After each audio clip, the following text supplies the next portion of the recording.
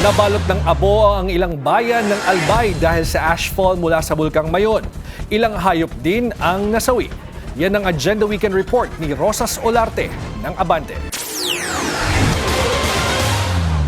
Matindi ang pinsalang iniwan ng pinakamalakas na uson o pyroclastic density current na naganap kahapon sa pag-aalboruto ng Bulkang Mayon, lalo na sa mga pananim at alagang hayop ng mga magsasaka dito sa Albay. Sa initial damage assessment, ilang alagang hayop tulad ng kalabaw at baka ang namatay sa Kamalig at Daraga Albay, habang ekta-ektaryang pananim at niyugan ang natabunan ng abo, bato at buhangin na ngayon mistulan ng quarry sites ayon sa nanlulumong mga magsasaka. Higit 60,000 seismic amplitude mula alas 4:28 ng hapon hanggang alas 6:44 kagabi ang pumalo sa monitoring network ng PHIVOLCS nang maganap ang lava fountaining kung saan umabot sa 700 metro mula sa crater ang taas, kasabay ng pag-uson na rumagasa pababa ng Miisigali.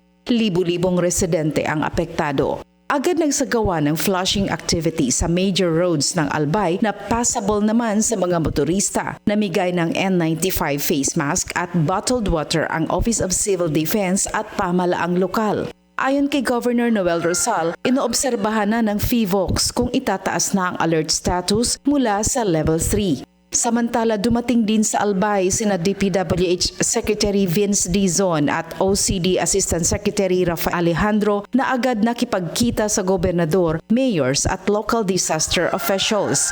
Bukod sa pagtugon sa aktibidad ng bulkan, nag-inspection din sila sa mga apektadong lugar at sa kontrobersyal na Kilikaw Bridge dito sa Daraga, Albay. Para sa Agenda Weekend, Rosas Olarte, Abante, Albay.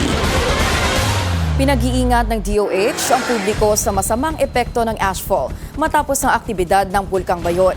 Paalala ng ahensya magsuot ng N95 mask o basang tela at iwasan ang paglapit sa permanent danger zone ng bulkan. Pinapayuhan din ng mga residente, lalo na ang malapit sa bulkan, na isara ang mga pinto at bintana, manatiling hydrated at updated sa balita. Sa kabila nito, wala raw nakikitang indikasyon ng PHIVOLCS na posibleng itaas ang alert level status nito sa alert level 4.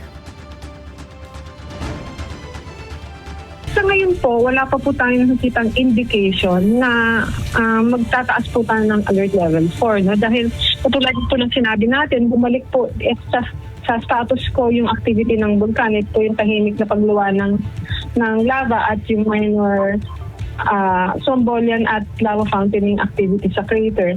Wala pa po tayong nakita na indication. No?